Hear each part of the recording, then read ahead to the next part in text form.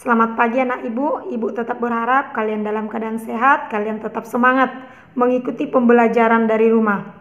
Baik, minggu yang lalu ibu memberikan kalian beberapa tugas. Nah, sekarang ibu mau menjelaskan mengapa kalian dapat nilai 10, 20, 30, dan 100 ya. Nah, perhatikan. Soal nomor 1, menentukan ide pokok dalam setiap paragraf. Ibu sudah pernah mengajari kalian menjelaskan bagaimana cara mencari ide pokok. Nah, perhatikan teks wayang yang ada di paketmu. Nah, yang ditanya adalah ide pokok. Nah, cara mencari ide pokok agar lebih cepat, kita bisa langsung pada kalimat kedua. Wayang adalah seni pertunjukan yang telah ditetapkan sebagai warisan budaya asli Indonesia. Kalimat pertama, Kalimat kedua, terdapat kata wayang. Nah, apabila terdapat kata wayang atau pengulangan kata pada kalimat kedua, berarti paragraf tersebut adalah paragraf deduktif. Berarti ide pokoknya berada pada kalimat pertama. Itu dia nomor 1. Nah, kita nomor 2 kita lanjutkan. Para wali songo, penyebar agama Islam di Jawa, sudah membagi wayang menjadi 3. Kalimat pertama. Kalimat kedua, muncul kata wayang. Terjadi pengulangan kata atau terdapat pengulangan kata. Berarti paragraf ini adalah paragraf deduktif. Berarti ide pokoknya terdapat pada kalimat pertama. Itu dia. Nah, kemudian paragraf ketiga, Paragraf ketiga, wayang kulit dilihat dari umur bla bla bla bla bla. Nah, perhatikan kalimat kedua. Kita langsung melihat kalimat kedua, terdapat kata jenis. Nah, kata jenis di sini ini adalah pengulangan kata. Menjadi beberapa jenis. Kalimat pertama. Jenis berarti menandakan kalimat itu kalimat deduktif. Berarti kalimat pertamanya lah yang menjadi ide pokoknya. Kemudian paragraf keempat, Paragraf keempat. Wayang wong bla bla bla bla bla. Kita lihat kalimat kedua. Wayang wong kalimat pertama, kalimat kedua wayang berarti pengulangan kata. Berarti jawabannya adalah paragraf deduktif. Ide pokoknya kalimat pertama. Kemudian paragraf kelima. Selanjutnya, jenis wayang yang lain adalah wayang bla bla bla bla bla. Wayang golek. Nah, wayang golek di sini sudah diulang, Berarti tetap dia paragraf deduktif. Berarti ide pokoknya kalimat pertama. Kemudian kalimat keenam. Perkembangan terbaru dunia pewayangan menghasilkan kreasi berupa wayang suket. Jenis wayang ini adalah kata acuan. Muncul kata acuan pada kalimat kedua menandakan kalimat pertama adalah paragraf deduktif. Berarti ide pokoknya tetap terletak pada kalimat pertama. Kemudian paragraf ketujuh, dalam versi lebih modern terdapat motekar atau wayang plastik yang berwarna Wayang motekar, ada lagi pengulangan kata, berarti dia paragraf deduktif. Ide pokoknya terdapat pada kalimat pertama. Bisa diikuti, Oke, kita lanjutkan. Paragraf ke-8, paragraf terakhir ya, ya.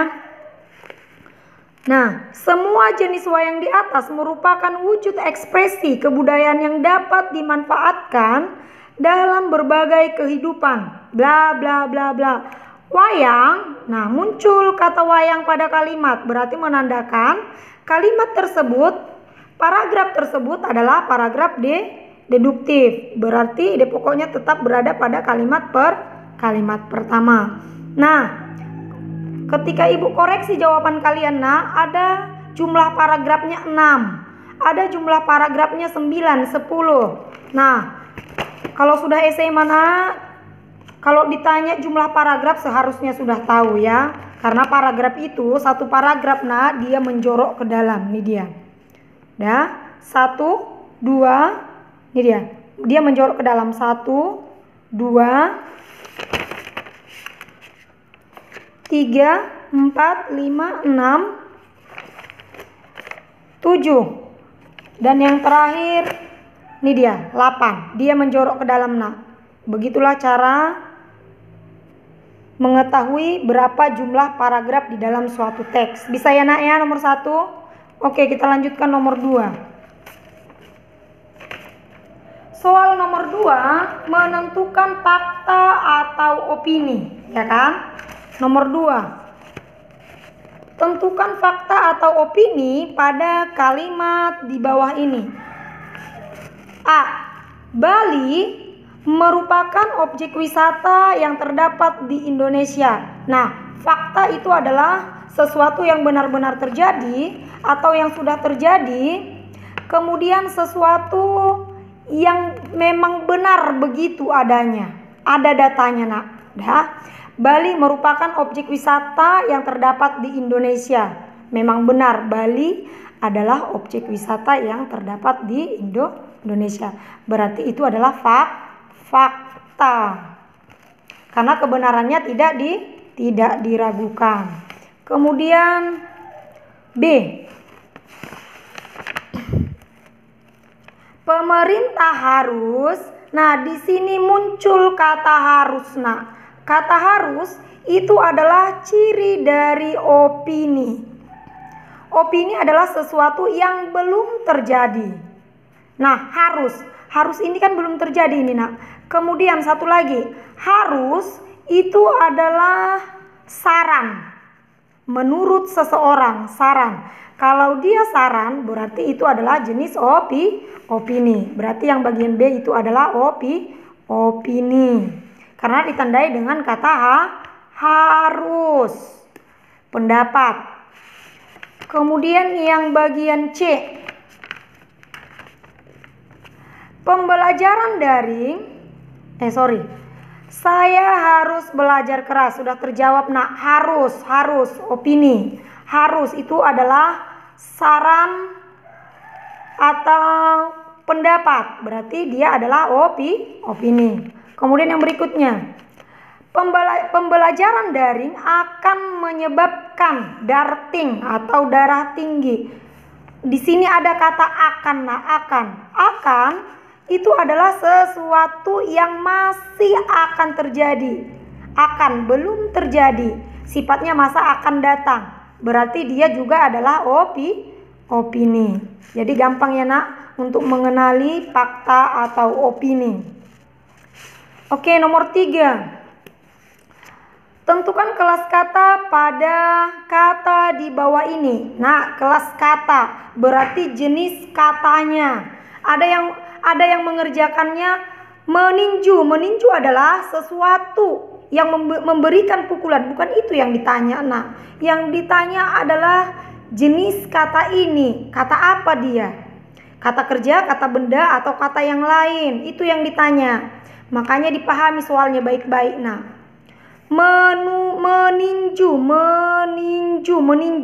Kata kerja. Apa itu kata kerja, nak? Kata kerja itu adalah suatu kata yang ada tindakan di dalamnya. Meninju. Berbuat kau kena.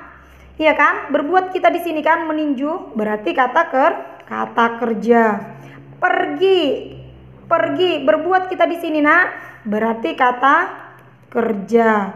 Berharap, kata kerja.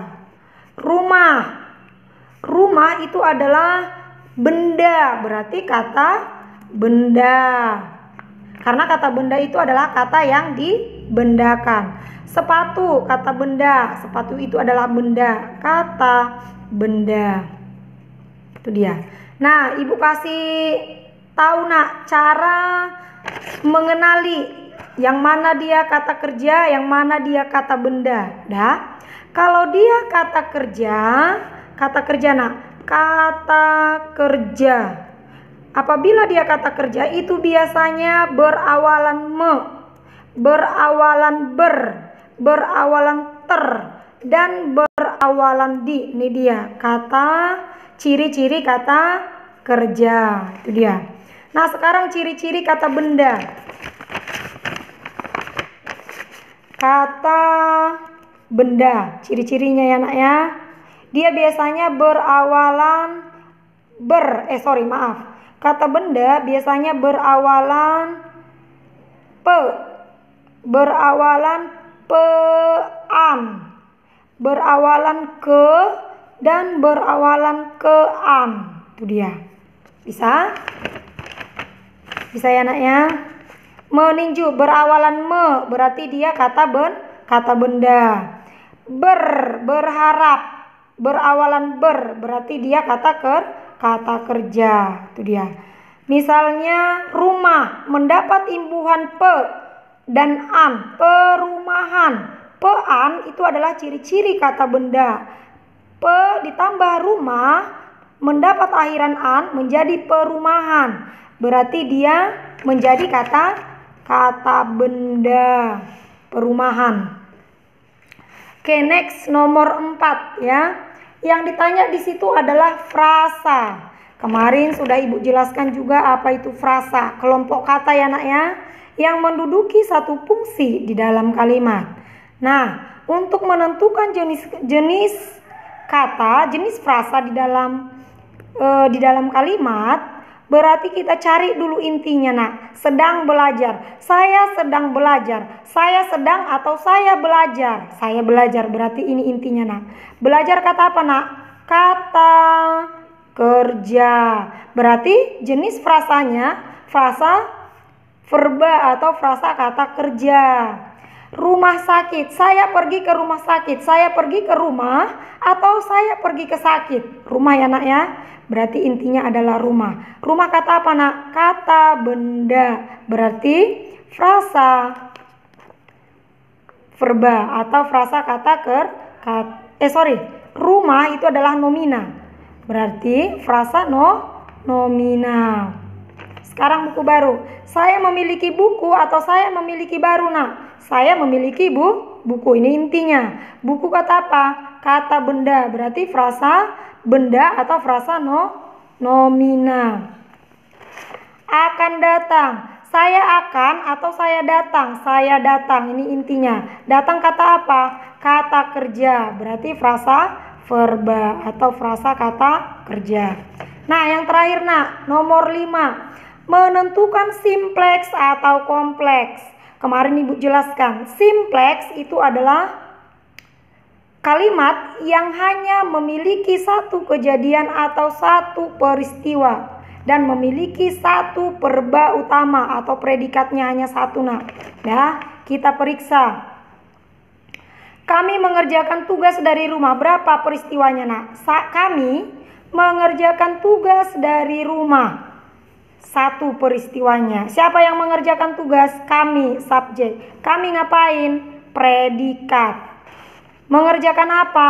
Tugas, objek. Dari mana? Dari rumah. Keterangan tempat. Predikatnya hanya satu. Berarti kalimat ini adalah kalimat simpleks. Nah, kemudian kalimat kompleks. Nah, kalimat kompleks itu adalah kalimat yang predikatnya lebih dari satu. Kejadiannya juga lebih dari satu. Nah, biasanya kalimat kompleks ini nak diikuti atau ditandai dengan konjungsi atau kata penghubung. B. Ketika saya pergi, dia datang. Berapa kejadian atau peristiwa yang ada di dalamnya? Nah, ada 2. Ketika saya datang ketika saya pergi 1, dia datang 1, berarti ada 2. Nah, di sini ada konjungsi. Ciri-ciri kalimat kompleks itu ditandai dengan adanya konjungsi. Ini konjungsi ketika. Berarti dia kalimat kompleks.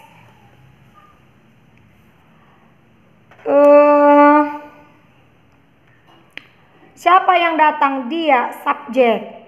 Dia ngapain? Datang, predikat. Dia datang kapan? Ketika saya pergi. Keterangan waktu. Keterangan waktu ini nak masih ada di dalamnya subjek dan predikat. Siapa yang pergi? Saya, subjek. Saya ngapain? Pergi. Berarti di sini satu predikatnya nak. Di sini satu predikatnya, berarti ada 2. 2 predikatnya berarti menandakan kalimat tersebut adalah kalimat kompleks. Bisa ya? Oke, kita lanjutkan bagian C. Indonesia adalah negara kepulauan. Berapa kejadiannya? 1. Berarti kalimat simplex. Itu dia.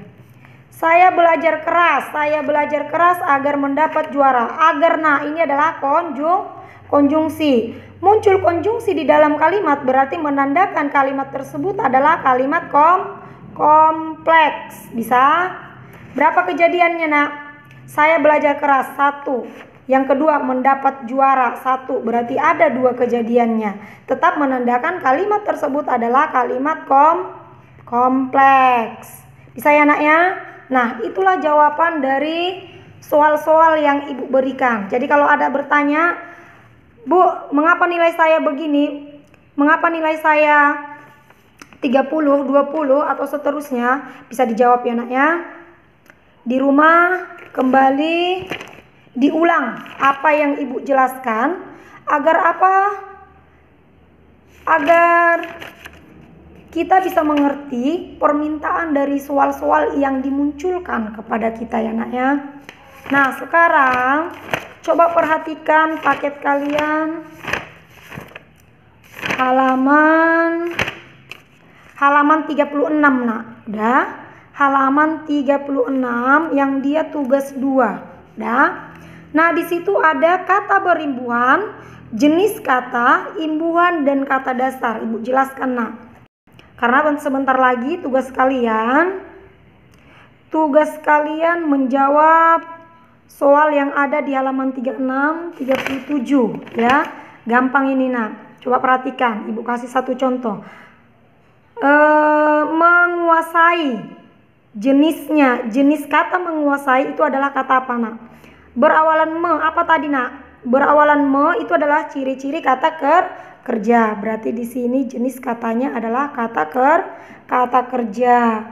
Imbuhan berarti dia imbuhan me dan i. Kata dasarnya apa, Nak? Menguasai. Kata dasarnya kuasa. Teruskan sampai nomor 20 ini, Nak, sampai nomor 20 ya.